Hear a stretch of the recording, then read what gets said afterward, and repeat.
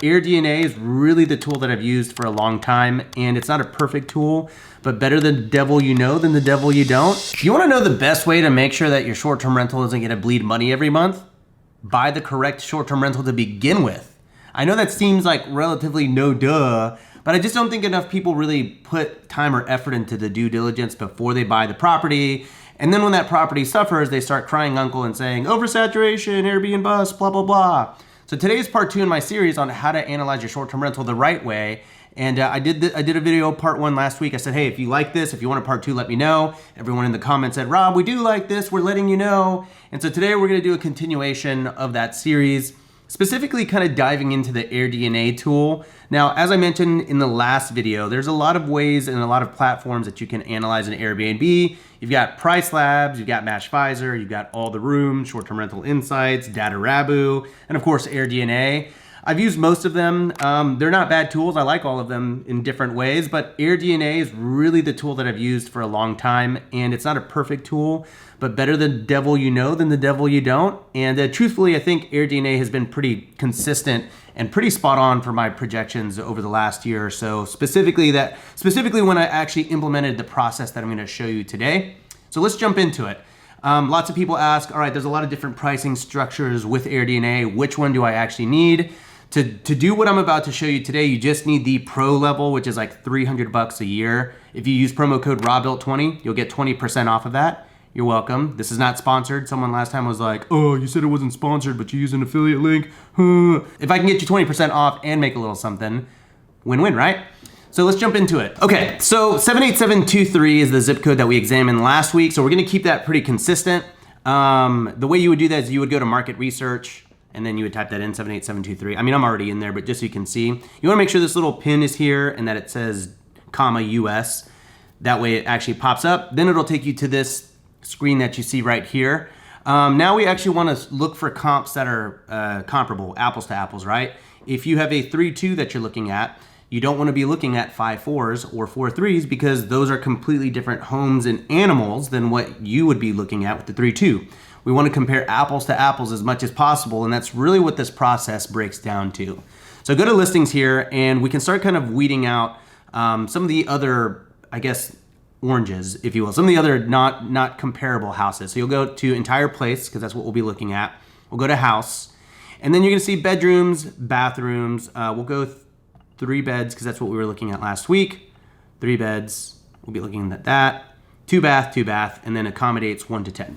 So you hit apply there. The other thing we're gonna do is we're gonna go into the performance dashboard right here, and price tiers are fine, professionally managed is fine. There's specifically the days available. We're looking for 250 days plus. Now that's not a range here, so we're gonna do 181 to 270, plus 271 and 365. And then lastly, we're gonna do the reviews count. I want more than 20 reviews on my property, or I want more than 20 reviews on any of the comps that we're looking at, and that will help us start to weed out all of the bad comps and all of the bad data and separating all the good ones so that that can be what we actually examine whenever we're comping out a property. So next what I wanna do is I wanna actually pull a property that we can actually compare and analyze really fast and kind of deduce, it's nice to have a frame of reference for something that we're doing. Okay, I like this house right here. It's a 4.2, so we're gonna go back and change things in AirDNA. But as you can see here, relatively cute house. This is something that I would look at, right? I would look for as plain and Jane of a house as possible for me, and then I would have Funkit, my interior design company, come and really blow this one out of the water. It's nice whenever they're relatively remodeled, so this is something I would consider buying, so this is what we're gonna comp out really, really fast, okay? Next thing we're gonna do here is we're gonna go to AirDNA, and we're gonna go and adjust that in our listing settings. So now we are looking for 4 bedroom, 4 baths. Okay, we're gonna apply that. And now you can see I have whittled that down to 7 short-term rental listings. Now, as a reminder, what are we looking at whenever we're in the AirDNA platform? And what does it mean? What does bad data even mean? Bad data basically means that the comp is just not actually a good comp. It might be like inconsistent with how often it's booked. It may not be active at all. Or the data might be extrapolated poorly. There's a lot of things here. So there's a couple of stress tests that we're looking at when we're comparing comps here. One, I want it to be listed for 250 days or more out of the year, because remember, the more tracked data that we have, the stronger that comp is gonna be. We're looking for something that has more than 20 reviews because that proves to us that's a full-time Airbnb. And it's got enough track data to tell us that it's somewhat accurate. We're also making sure that it's on Airbnb and Vrbo. It can also be on just Airbnb like you see here. I don't want it to be just on Vrbo though. Like right here, you see how it says Airbnb. I don't want that to just be the Vrbo icon, mostly because from what we have found, it's just a little wonky when it's data from Vrbo. I don't know why, I don't have a reason why. I just know that when it's Airbnb, it's a little bit more accurate. And then we also want to make sure that the review population is active and consistent. What is the review population? It basically means when you go to an Airbnb listing, I'll show you right here really fast. Okay, we're gonna go to the Airbnb listing, and the review population is the actual reviews, and we wanna make sure that it's populated with recent and active reviews. So you can see 1 week ago, 2 weeks ago, 4 weeks ago, March. Wow, they had a lot of March bookings. Holy moly. Like they had a ton of one-day bookings. February,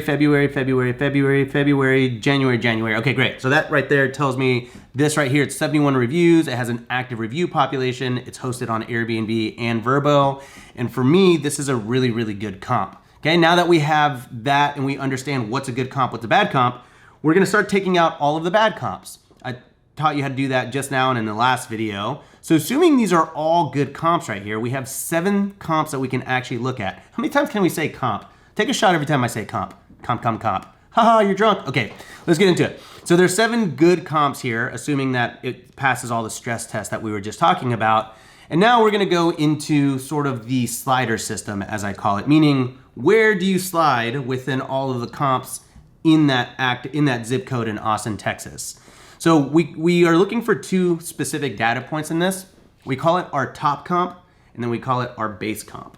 Our top comp basically means it's the #1 comp in that zip code, in that location, that we will never be able to beat. And what this means is, it's something that, it might be a property that's a 4.2, it might be a property that has a pool, and that right there could eliminate us if we don't have a pool, because we know that we can never compete with a pool, especially in Texas, where I can anecdotally tell you that pools add $20,000 to $30,000 of revenue. And so if the house that we're looking at right here on Highland does not have a pool, when we examine a property that has a pool, we just know that we're not gonna be able to beat it. And so let's just say that this East Austin Classic Comfort property right here, let's say that that had a pool and it's making $77,000, then we know I'll never make more than $77,000 because I don't have a pool. I can't keep up with it. I think I've pretty much drilled that one in you pretty well. So the next thing we're gonna look for is the base comp. And the base comp is gonna be, where is a comp closer to the bottom of those comp sets of apples to apples listings? And it's a comp that we know we can for sure beat. So let's say that maybe I don't have a pool, but I have a hot tub. And let's say that this perfect for bachelorette and whatever the title is here. Let's say that this one doesn't have a pool or a hot tub, but it's making $44,000 and has pretty much the same aesthetics and a lot of the same kind of details as mine. Well, we know that I will, with rather certainty, beat that comp specifically because I have the hot tub and everything else is pretty much pound for pound the same. So we're looking for that top comp, we're looking for that base comp, and now what we're gonna do is we're gonna go into every single listing and we're gonna start analyzing all of the amenities that these properties have. And if you wanna do the homework, I mean, it really does get quite intense past this. And maybe I'll do another video on this. If you want a part 3, I'll show you the actual process here. But what we're gonna start doing is we're gonna start basically listing off every single property and writing it out.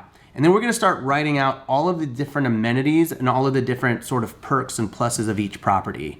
And we're gonna start looking for patterns. And so if we see that, hey, maybe it doesn't have a pool, but all of the properties with a skyline view are making $20,000 more, then we can start to sort of associate certain amenities with an increase of revenue. So one of the things that we're gonna be looking for with this High-Lawn property right here is we're gonna be looking at how does it stack up, right? Nice, cute house on the outside. Architecturally, not really all that significant, but what we do know is that it's renovated, it's got this nice accent wall, it's got great staging. That doesn't really matter because we're gonna be changing out all the furniture anyways, but it's updated, it's remodeled, the kitchen is cute. Everything about it is relatively nice, like super nice bathroom, right? So one thing I don't know about this particular property is the backyard situation. There are no backyard photos whatsoever, which is a little frustrating and it makes it really tough to fully comp out a property like this. But for the most part, from an interior standpoint, I would rate this probably a 7 out of 10, right? And so we go into AirDNA And we're gonna start looking at all of our competitors and asking ourselves, where do we stack up? Are we nearly as good as colorful and spacious 5-star location F5M downtown? I don't know what that means. 5 miles from downtown. Okay. Well, the house, for the most part, is pretty similar. You know, you could argue that my kitchen is better, my bathroom is better, but for the most part, yeah, like I have a nicer bathroom, but this is still nice subway tile, and to the undiscerning eye, they're probably not going to put too much weight one way or another. But the one thing that I know I can do, especially if I'm hiring Funkit or my, you know, any kind of comparable design service to do this, is I know I can top these guys in the world of design. And so right out the gate, one thing that I do see is they have a nice backyard. And I mean, I say nice, there's kind of a view, there's no actual amenities, there's nothing of significance in the backyard, but you know, it's at least kind of elevated and there is a bit of a view. That alone could cause me to lose out here because I'm not elevated. I don't even know what the backyard could be really small on this property, but I know that it's a relatively boring and uninviting property or uninviting backyard, and I know I could possibly come in and beat this pending backyard space on this property. So when I look at that, it's making $71,900, so about $72,000. And so I would say right out the gate, I think I'm gonna be around that area. I think, you know, if people are choosing between my property and that one and we had the same exact design, I'm probably gonna be in that $71,000 range. And so I'm trying to find that gap, right? There's a $48,000 property and a $71,000 property. And now what I'm trying to do is figure out, well, where the heck am I gonna fall in between there? Am I, like, why is this one making, let's say, $21,000 less, I think. Yeah, $21,000 less than this one. So let's open that one up and let's look at that comp and let's make sure. There could be a variety of reasons. One of the reasons could be that it's maybe not an active comp. Let's go look at the review population. 1 week ago, 2 weeks ago, February, January, okay. January, nothing in December, and only one in November, a couple in October. I think it's an active enough listing to use as a comp, but let's take a look here. The house itself is cute. It's like a little meh, right? Like it is nice though, it is updated.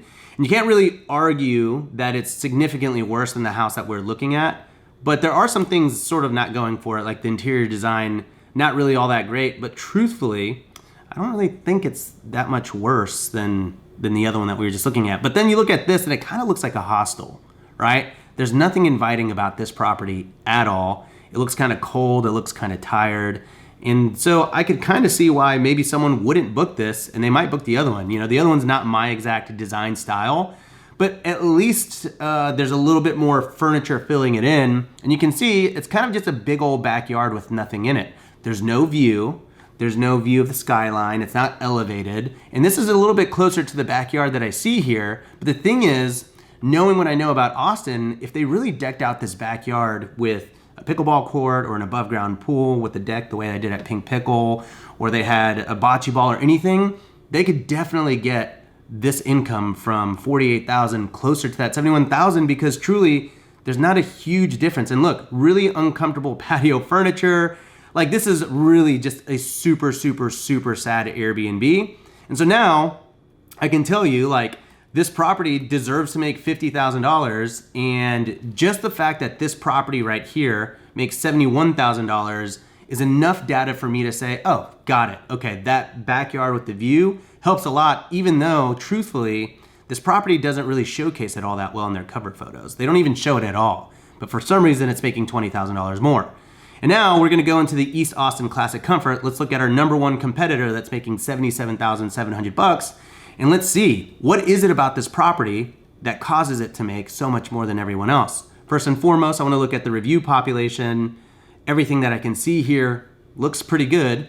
So my question is, can my house beat this house? Because I think it's pound for pound for that other one that I just showed you, minus the view. This house is cute, not the craziest furniture. Yeah, I mean, it's really not that nice either, truthfully.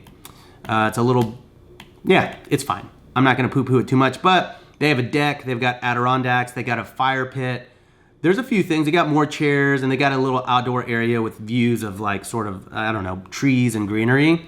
So from what I can see, like there's not all that much more going on right here, but they do have a nice, more inviting backyard. And so my test, and I'm gonna go ahead and end this video now, and maybe I'll go into a part 3 on like really diving into this is like looking at my comps after I've disqualified all the bad comps and asking myself, where do I place in there? And then it gets more complicated from there. But right out the gate, we know that I'm probably going to beat this $45,000, $48,000 place if I invest into backyard amenities and make the backyard a little bit more welcoming.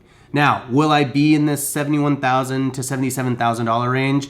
That's what I got to jump into the comps a little bit more to find out and really determine how important backyard amenities are for that ROI. But from what I can see, the top 2 properties have backyard stuff going on. So that's a decision I have to make. How much am I willing to invest in the backyard?